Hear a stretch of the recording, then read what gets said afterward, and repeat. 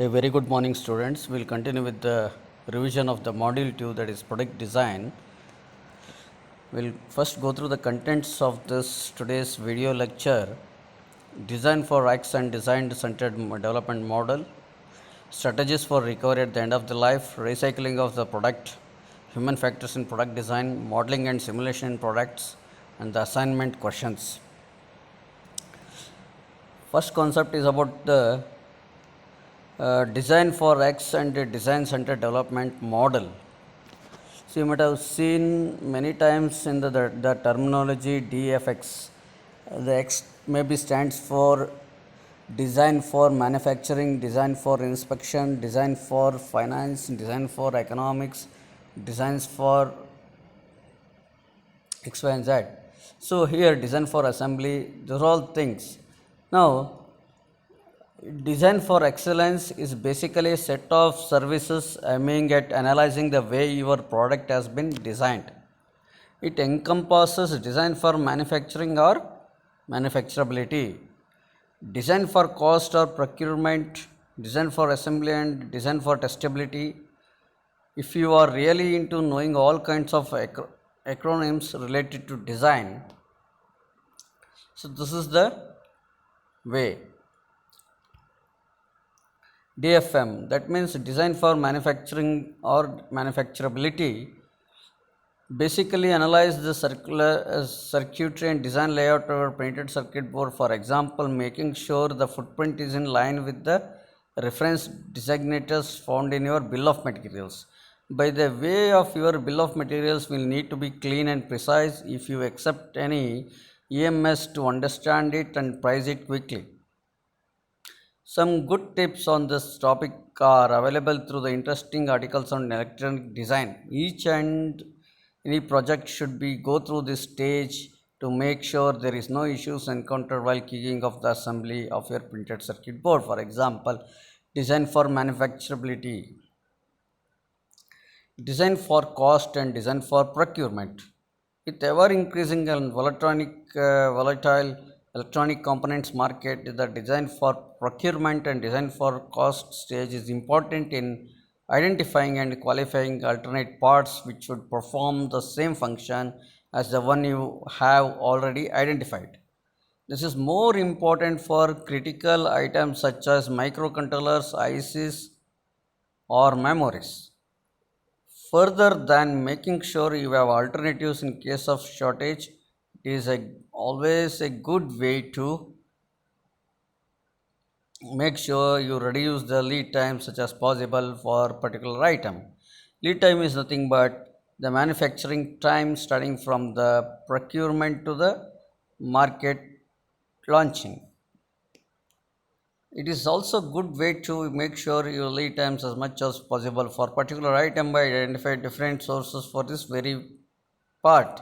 Such challenges are often overlooked and it is usually too late to react. Source and qualify an alternate where you just being notified about a shortage on your components holding off the whole production process.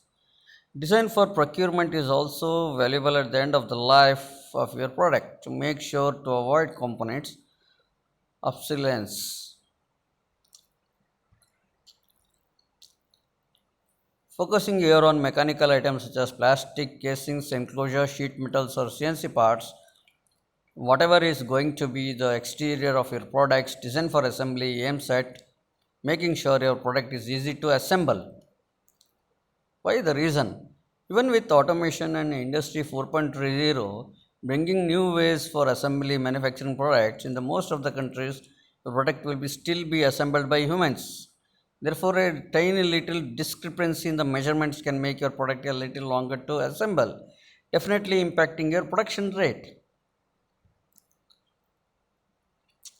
So that's about design for X and design centered development. Next, strategies for recovery at the end of the life.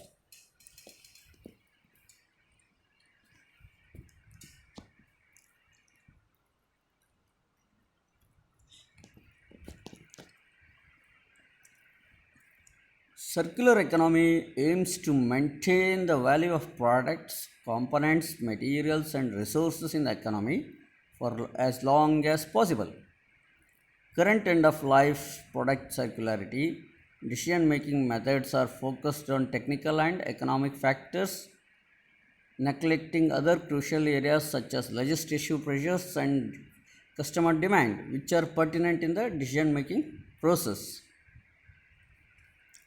What is the meaning of this? Here, circular economy is nothing but the what you studied in the engineering economies. Is the way of maintaining the value of the products, components, materials. End of life of the product circularity decision making methods are focused on technical as well as economic factors, neglecting other crucial areas such as legislative pressure and customer demand, which is impertinent in the decision making process. A product recovery multi-criteria decision tool is proposed to evaluate products circularity stages from an integrated point of view by simultaneously taking into account technical, economic, environmental, business and social aspects. An illustrative example is presented and discussed to show the applicability of the tool for the selection of the product recovery options.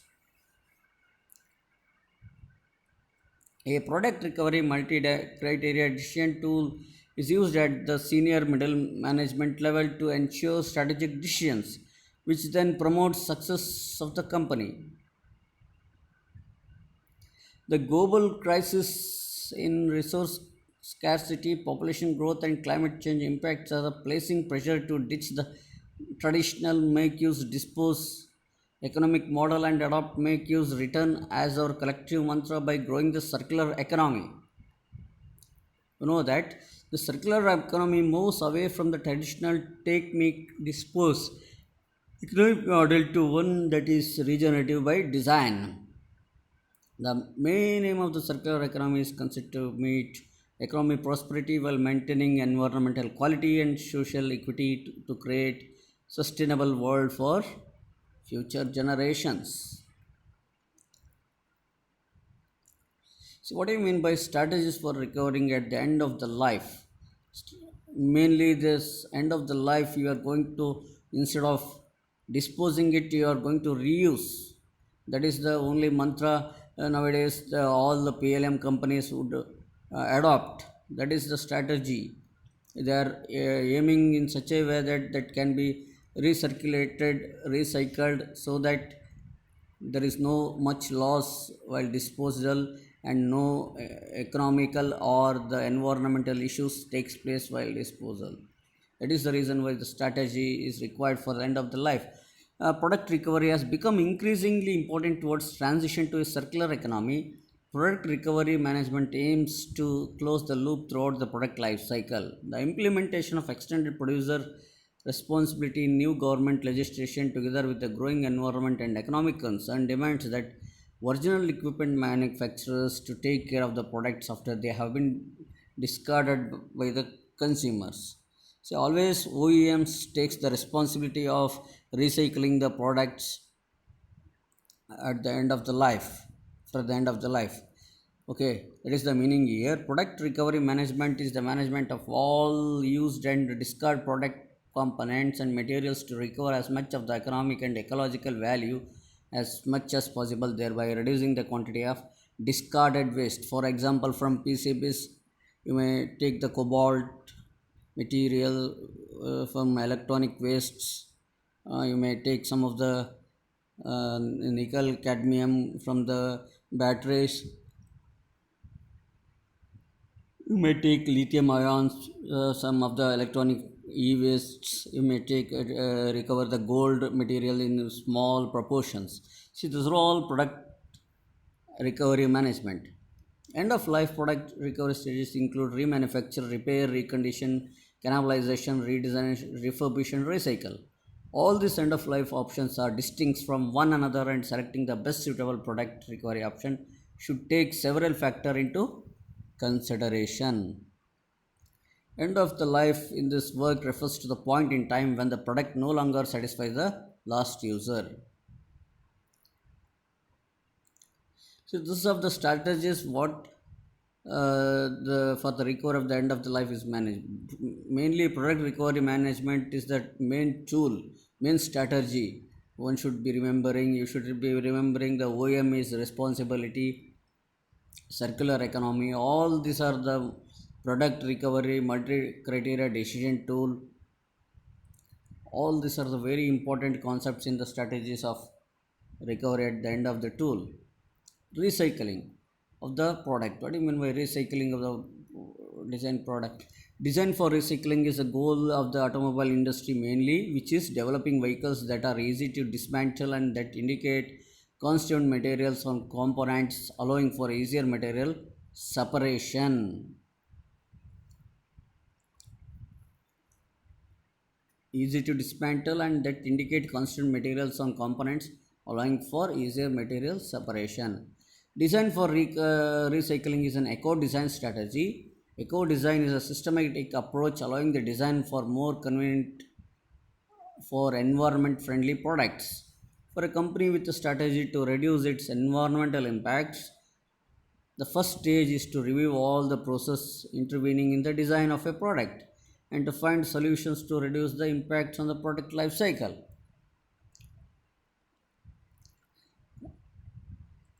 Main aspect of the recycling of the product is to reduce the environmental effects caused by the product. So here the product recycle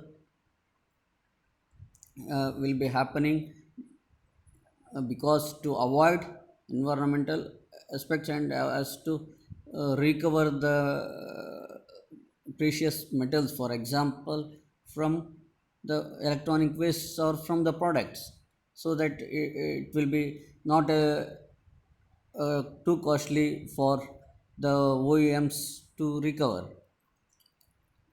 Several strategies can be adopted as summarized. In the material choice phase, one can choose less impacting materials, reduce the quantity of materials, improve process techniques, transport and the usage phase, optimize the life cycle and end of the life cycle of products.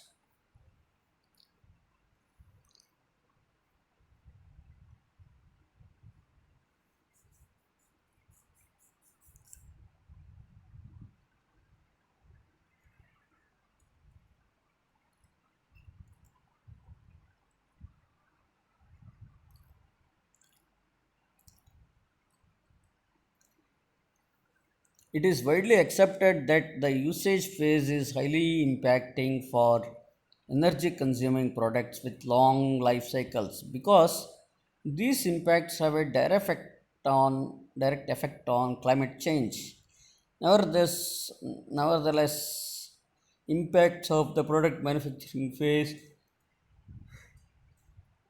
must not be forgotten because the effects on the mining resource and non-renewable energies are irreversible.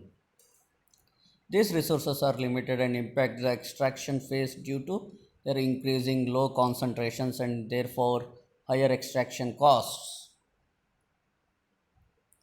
One solution is to reuse or recycle the product components materials at their end of the life.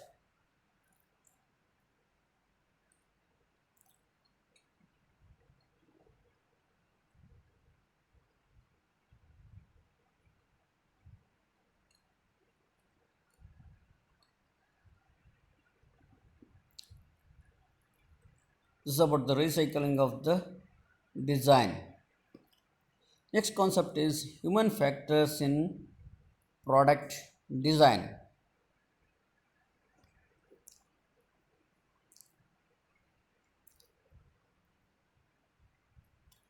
Human factors and ergonomics discovers and applies information about human behavior, abilities, limitations, and other characteristics of the design of tools, machines, systems, tasks, jobs, and environments for productive, safe, comfortable, and effective human use. In this context, human factors and ergonomics deals with a broad scope of problems relevant to the product design and evaluation of work systems, consumer products, and working environments in which human machine interaction affect human performance and product usability.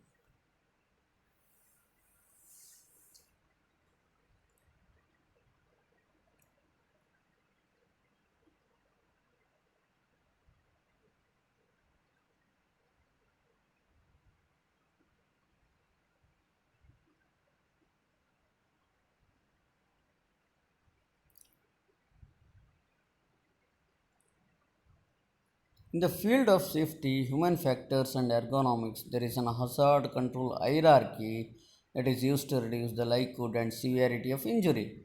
This hierarchy consists of an ordered set of approach or procedures for dealing with potential hazards during the product design.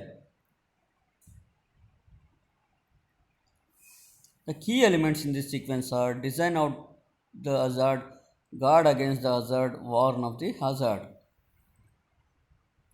So mainly the human factors includes the ergonomics. See, one can't neglect the ergonomics in the product design because if the product is too sophisticated for an consumer or an customer to use, it causes troublesome to use. In that case, the product will be not going to be successful in the market. So human factors have to be involved in the during the product design stage. Not only ergonomics, some of the other factors also, like tools, machines, tasks, jobs, and environment for productive, safe, comfortable, and effective use. These are also factors. Many factors affects the product design. So here, all these factors taking into the consideration when I have to do the product design.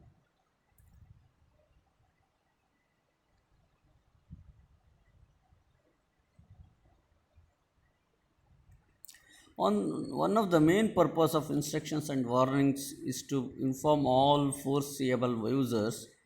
Warnings can fill in gaps knowledge about foreseeable or hidden hazards and remind us of hazards which otherwise may have been forgotten.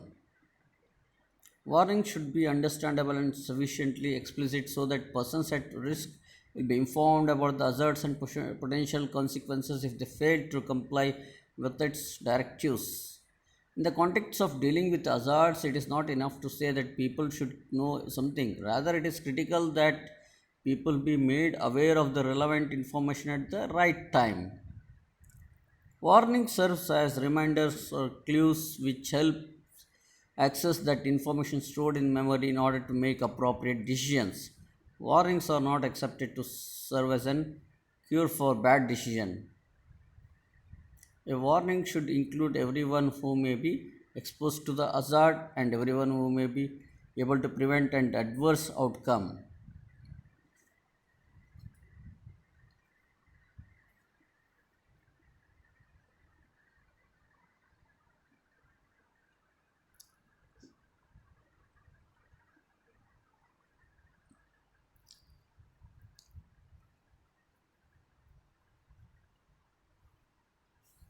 Next topic is about modeling and simulations in products.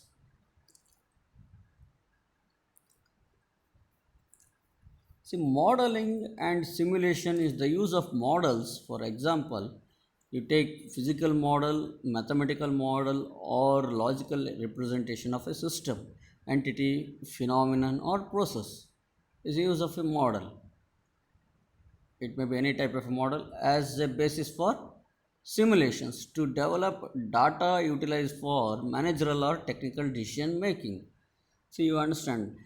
See here, model means it may be a mathematical model, physical model, logical representation of system, entity, phenomenon, or process, which is a basis for the simulation.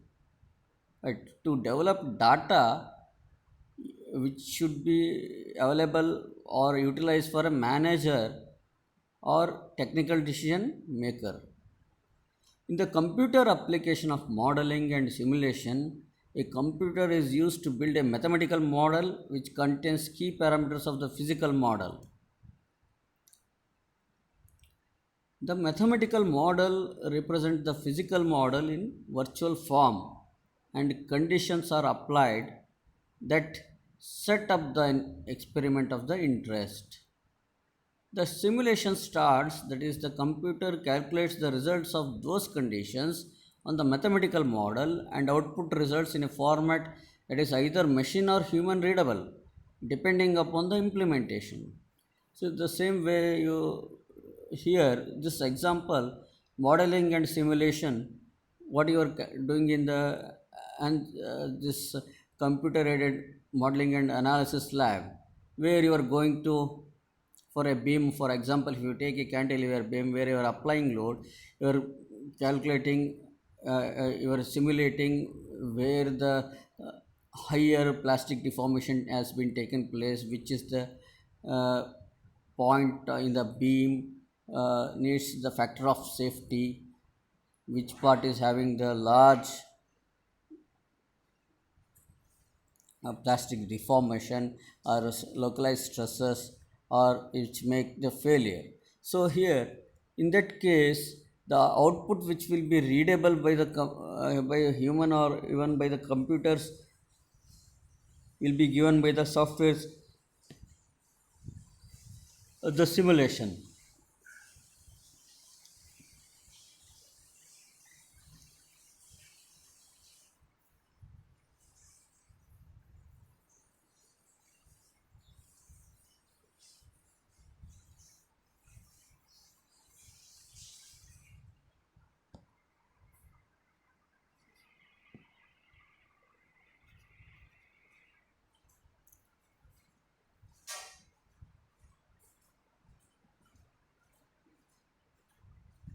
The use of modeling and simulation within engineering is well recognized.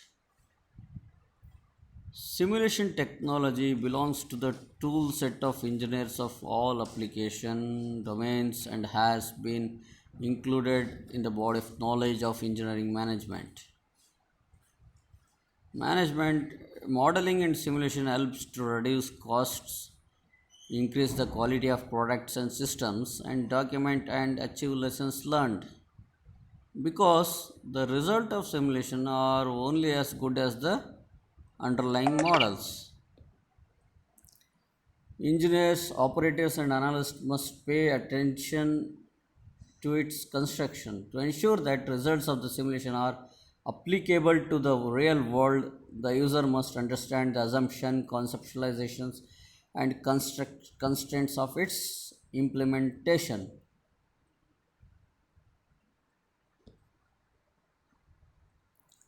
Additionally, models may be updated and improved using result of actual experiment. Modeling and simulation is a discipline on its own. In its many application domains often leads to assumption that modeling and simulation is a pure application. This is not the case and needs to be recognized by engineering management in the application of modeling and simulation. The use of such mathematical models and simulations avoid actual experimentation. This is the main advantages of modeling and simulation, which can be costly and time consuming. Instead of mathematical knowledge and computational power is used to solve real world problems cheaply and in a time effective manner. As such, modeling and simulation can facilitate understanding a system's behavior without actually testing the system in the real world. For example, to determine which type of spoiler would improve traction of the most while designing a race car, a computer simulation of the car could be used to estimate the effect of different spoiler shapes on the coefficient of friction in a turn. For example, a spoiler on a car to reduce the friction and increase the speed of the car. You might have seen the spoiler in the cars. This is at the back end of the car, right? So the type of the shape and the type of the spoiler, based on the coefficient of friction, it increases the speed of the racing car. Users insights about different decisions in the design could be gleaned without actually building the car. In addition, simulation can support experimentation that occurs totally in software or in the human in the loop environments where simulation represents systems or generates data needed to meet experiment objectives. Furthermore, simulation can be used to train persons using a virtual environment that would otherwise be difficult or expensive to produce. See, these are all the advantages of having the modeling and simulations in product lifecycle management.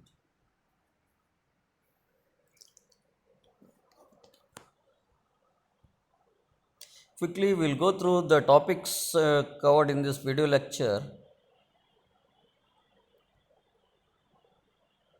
See, mainly here, design for X, design centered development model.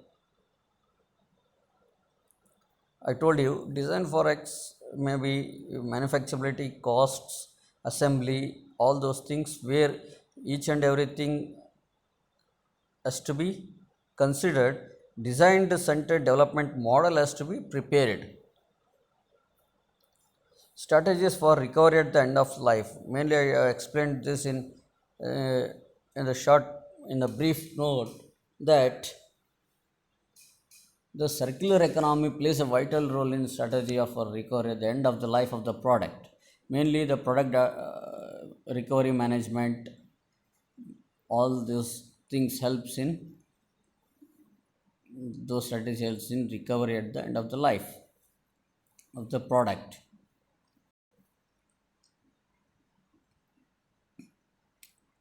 Recycling with respect to the product design. Always the product has to be designed in such a way that it should not be disposed to the environment. It should not be use and throw. It should be use and reuse. Okay, that means the product has to be designed in such a way that it should not affect the environment, and it should not be too costly so that the consumer can avoid that purchasing of that particular product, or it should not be too costly for the manufacturer. In this case, the original equipment manufacturer becomes a responsible person for recycling of the product, because he has to take back the original equipment from the disposal stage, and he has to recover the material, whatever the material of the products are there, and if possible, he can reuse, or he can use some of the parts of the products, so that the it in the environmental aspect as well as the cost, so the time saving, these are all the recycling of the product in the design stage is very very important. So for that, uh, the designers has to take the decision while making the product, before launching the product into the market, whether the component has to be can be recycled or not. So those things has to be kept in mind while recycling of the product. See, human factors in product design, mainly I told you that there are many human factors which are affects many n number of factors affects in product design. Mainly we will consider the ergonomics, the availability, the time consumption, the environmental factor, this hazardous thing, all those things which are in the product design. See, mainly if the product is hazardous, having an hazardous application, where in that case the product has to be carefully handled. What strategies has to be taken care by the customer or the end user to handle it neatly. See here, handle it carefully. Those concepts has to be taken care.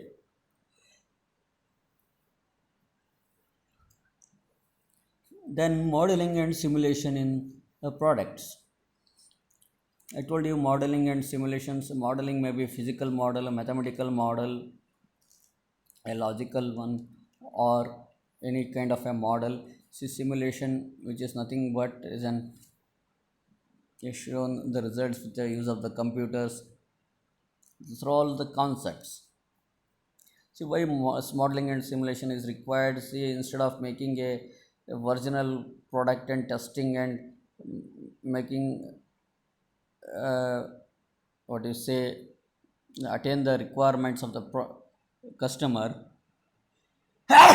sorry, instead of going for that kind of wastage of time and money, the modeling and simulations can be incorporated in the product design.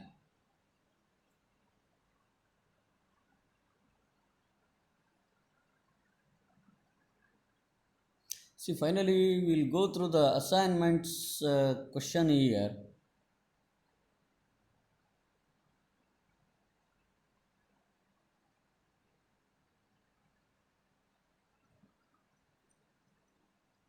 I've asked two assignments questions.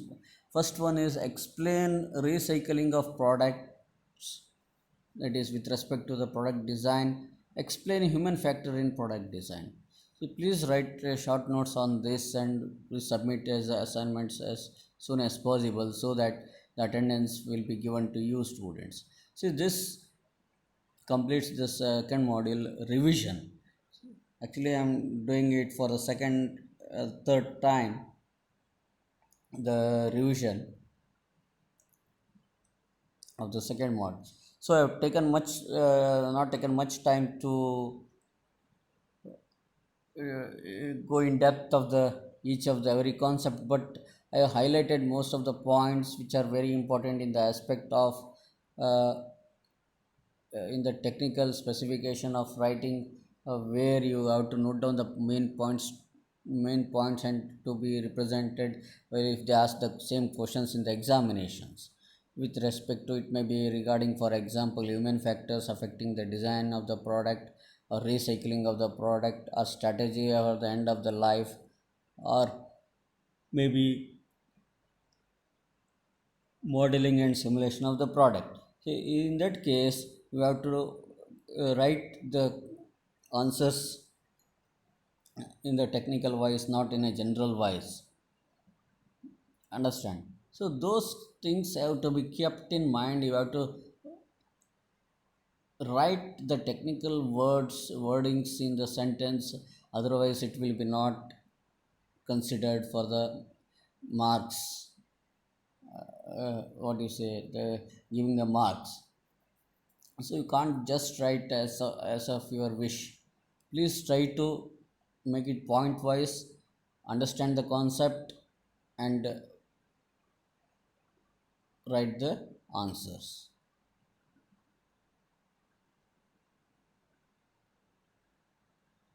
This completes the second module. Okay, that's it for this video lecture session. Thank you.